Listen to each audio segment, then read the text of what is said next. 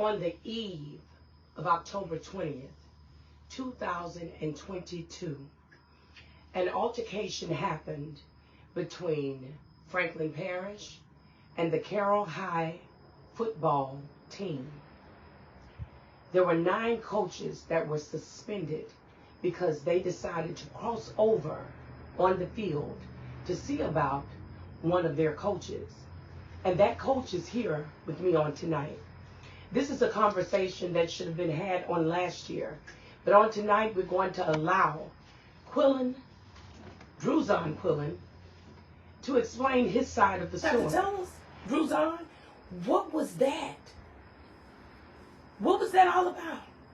It's just been a nightmare, really. I wish it never would have happened. Yeah. You know, but just total, just misuse of power.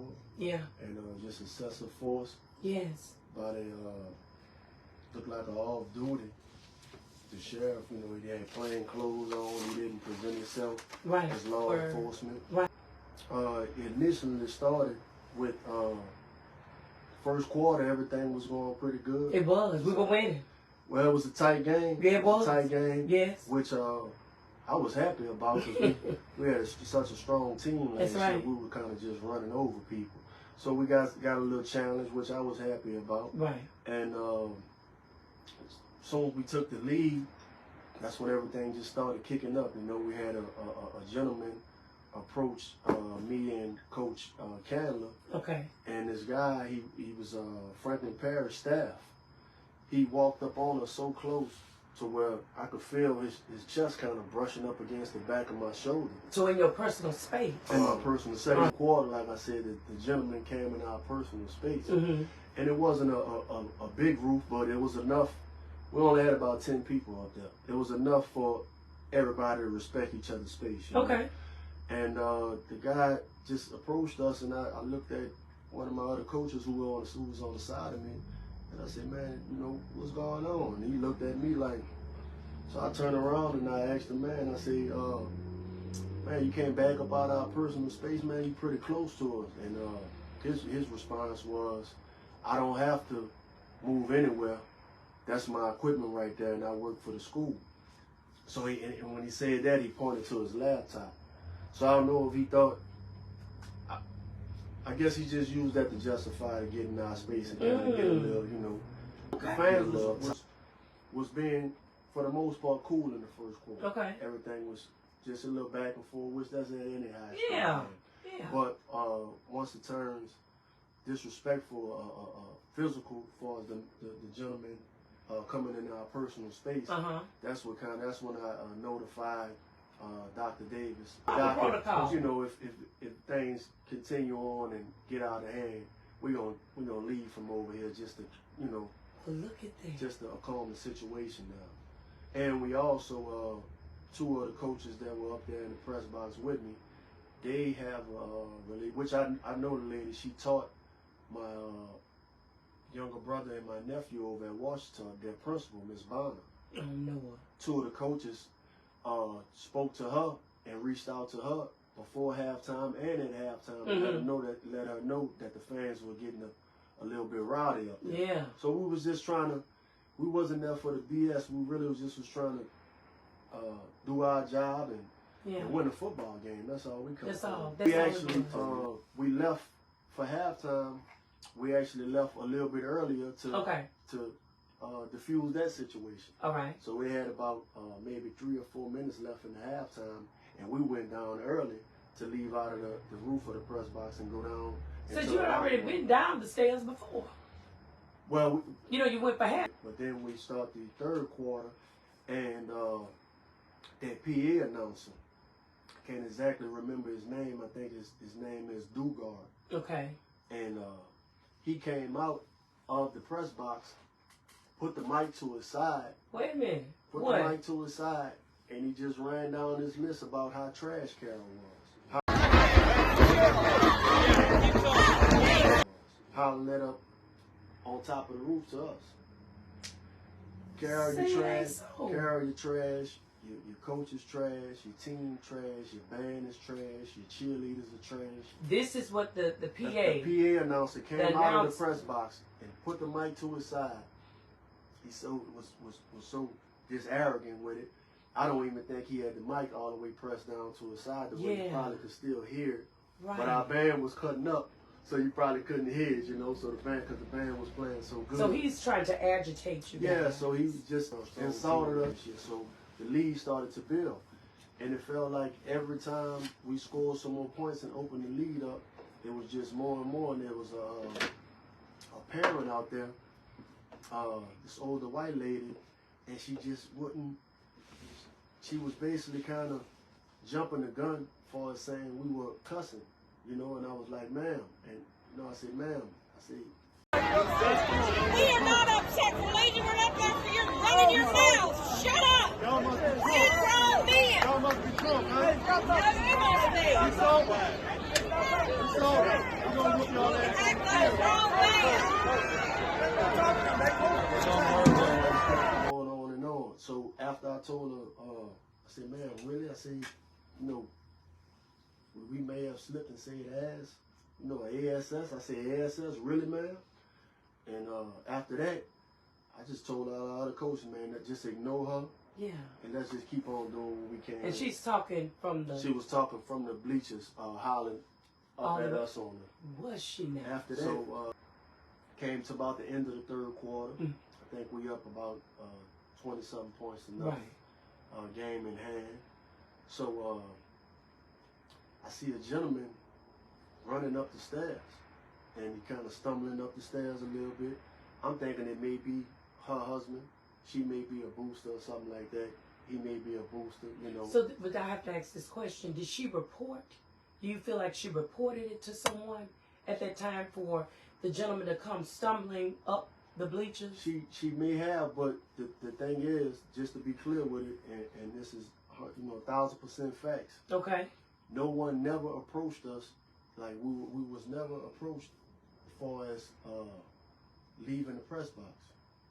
We were never asked to leave. We were never told, you know, we see the gentleman running up the stairs.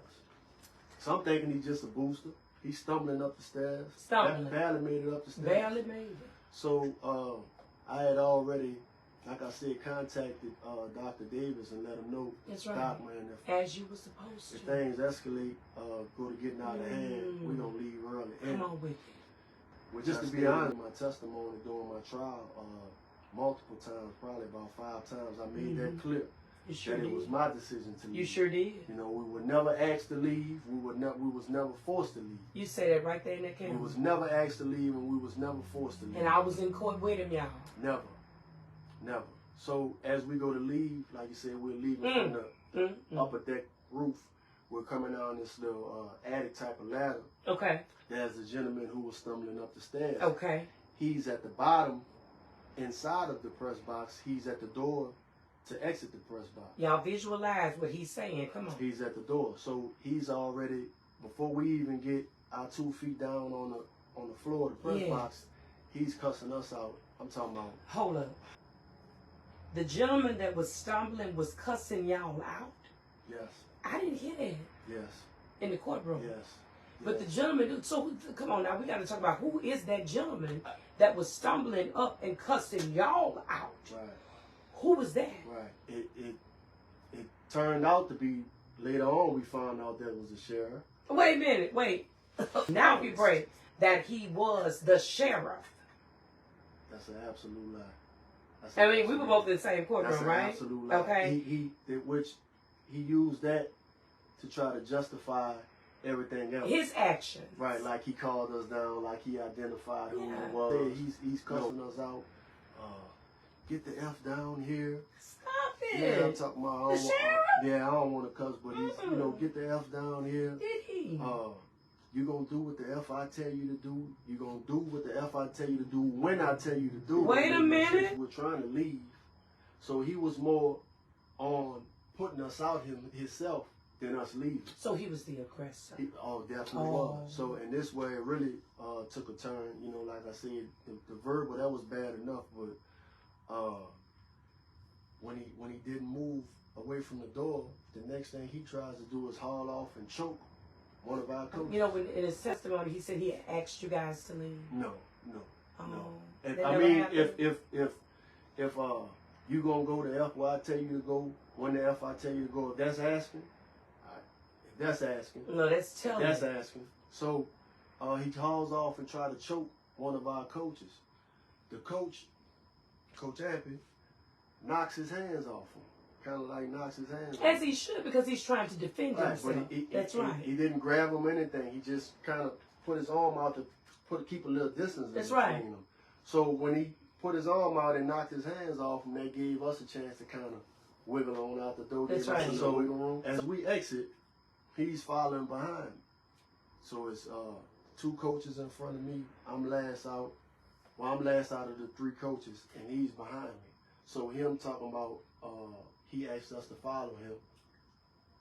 That's a lie. That's Another lie. That's That's about 10, 12 lies already. He told so many of them. He told so many of them. And then he said two of the coaches went one way, and I went the opposite I remember way. him saying, yeah.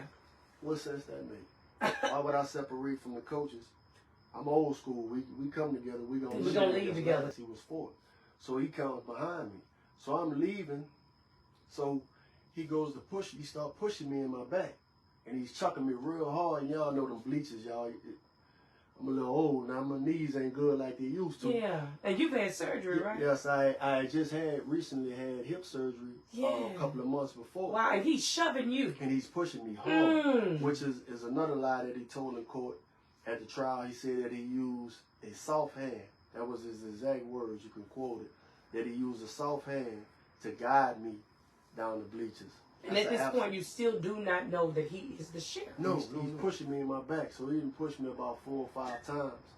I turn around and I say, hey, man, stop putting your hands on me. That's it. I'm leaving. You don't have no reason to put your hands on me. So when I stopped and turned around to address him pushing me, the fans were, screaming and hollering things or whatever, to where the coaches who were walking with me, they didn't see that I turned around and stopped to tell them stop pushing me. So it kind of created a little space in between us. Mm-hmm. So when I told him stop pushing me, he move, boy. Boy, I said move. The crowd is kind of cheering because it looks like.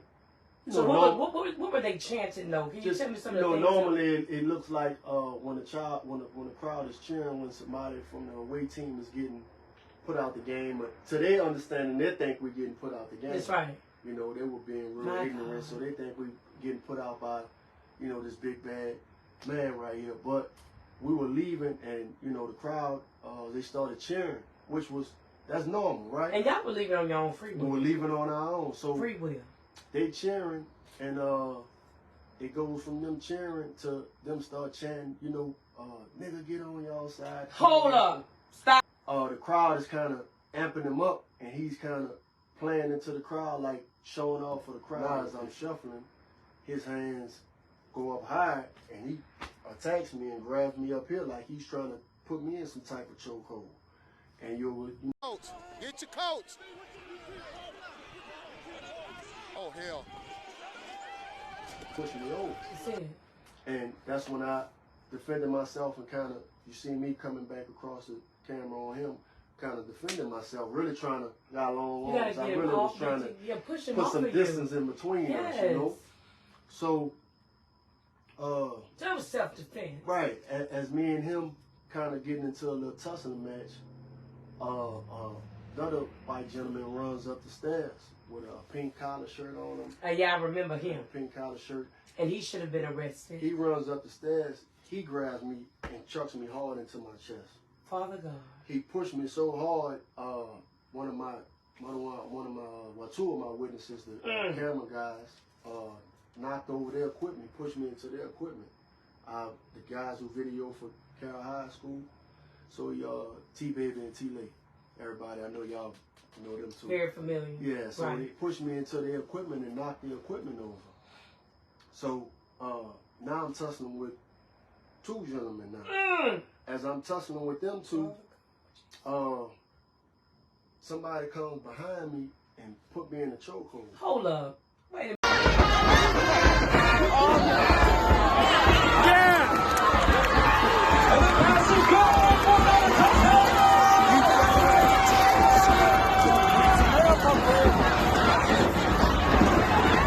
3 people. Put me in it's more than that. Got a couple more of them coming from behind me over my right shoulder. You know, sucker punching me, getting their little shots in on me. What? Yes, Multiple men were attacking you. attacking me. You're the victim. Attacking. You were found guilty and had to serve 23 days for getting your ass whooped. 25. 25? 25.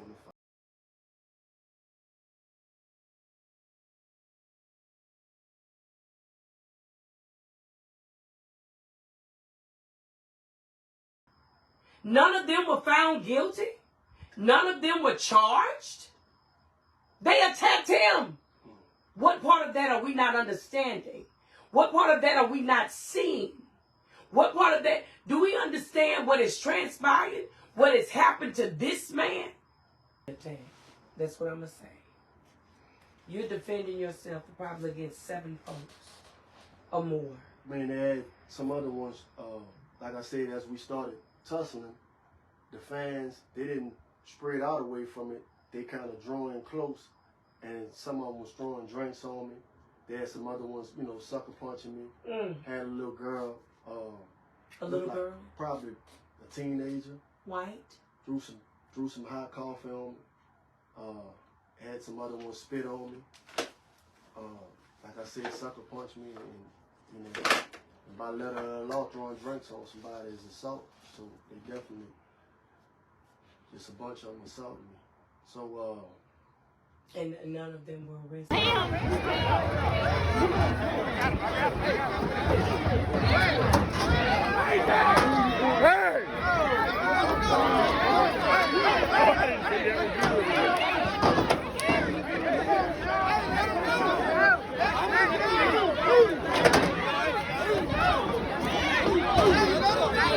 None of the fans were trying to come in between me and the sheriff and, you know, de-escalate or calm the situation. Y'all listening to this? It was only adding to it. So, two coaches who were with me, Coach Carroll and Coach Appy, they were pulling, I could feel them, you know, telling the fans, let them go and get off them, because they didn't want to get up off me. So, on one person. Right, and the sheriff is also grabbing me, and also the guy with the pink shirt. I'm like, man, come on, man, we on the ground. Stampede.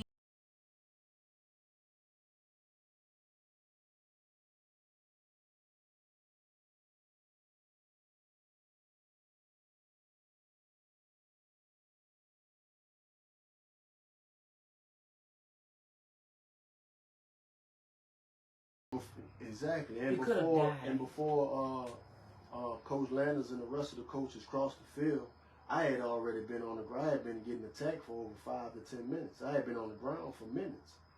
So they didn't even know what was taking place. Ooh. Because they were all, you know, into the game and focusing on what we came to do, you know, win the football game. So they didn't even know. So they're trying to make it like our coaches was just out of control, but had they not, same thing Coach Landers said, he said, man, had we not came over there, man, we could be telling a whole different story. And the same thing. They pushed their narrative. Right.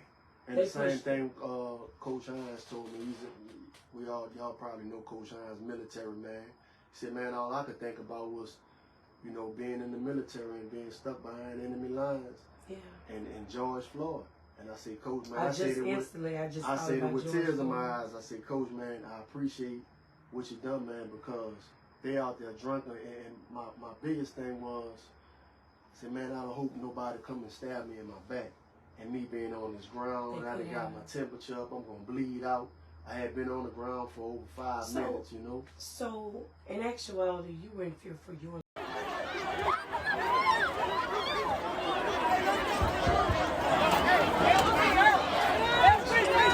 Fear for your life. Exactly. That was the biggest thing I was scared of. Somebody coming, you know, come stab me in the back or something like, or even worse. You know, and here they're not using. Even pull out a weapon and, you know, pull out a gun and maybe shoot me. I didn't know what was it, you know, what to think. So the coaches got me up on my feet, and my shoe hadn't came off. I lost my phone, had drinks and stuff all over me, bloody lip, and we started to make our way back to our side of the field. The sheriff is still acting the fool. Video will be out soon. Yes. Showing him. That's right. Still just cutting up, just acting the fool. Yeah. And even as we crossed over to the other side of the field, he's just, marching through the field and stumbling all over and putting his hands, and I have that footage. pushing our coaches. I have it. Pushing our I got that right now. If anybody wants to look at it, I have it. And that's after we had been separated. He still, the same thing that started the altercation, he still was doing it. Like Sister said, anything y'all can give, but if you can't, it's tight on everybody right now.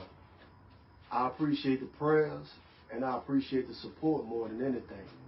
Because at the initial, when it first happened, I called myself trying to downplay it, not bringing any attention to it, taking attention away from the boys on the field, and try to downplay it, and just hopefully that these folks out in Franklin Parish were going to do the right thing, that God was going to soften their heart.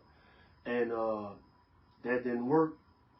So now I have to, come from behind and kind of bring some attention to it. That's right. Yes. Was there any type of write-up? No. Wait a minute. No one came and took my statement or anything. A statement. Why? I guess as I was on their end and their home turf. That ain't got nothing to do with sliced bread. Right. You are the victim. Right. You were attacked. Right. You were choked out. Right. You were shoved. You were pushed. And no statement was taken on your behalf. No. All right. So what were the state troopers? Let's go up. Oh, as I was advised. I'm advised. Advised, yeah. Had By who?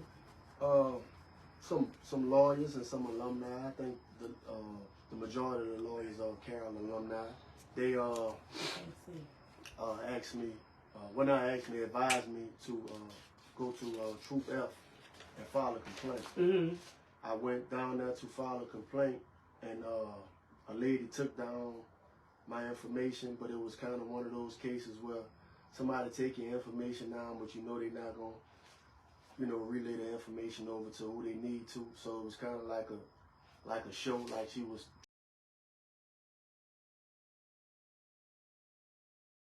This whole thing is not about me. You might see my name everywhere, or Coach Quillen, but it's not about me, y'all. It's not. It's about our kids. That's what it's all about. It's about our kids. Because they are the future. It's about our kids. That's right. And if they feel like they can get away with this on a grown man, imagine what they're going to do to our kids who don't have the full understanding of what their rights are. And it's a mental thing, when you want to oppress a certain person or certain people. That's right. For they get mentally in our kids, to discourage our kids. I think get our kids to think that this is normal. This ain't normal, y'all. Yes, it's not normal. Amy Manor. Yes, it's not normal. So like I said, it's about the kids. It's definitely y'all.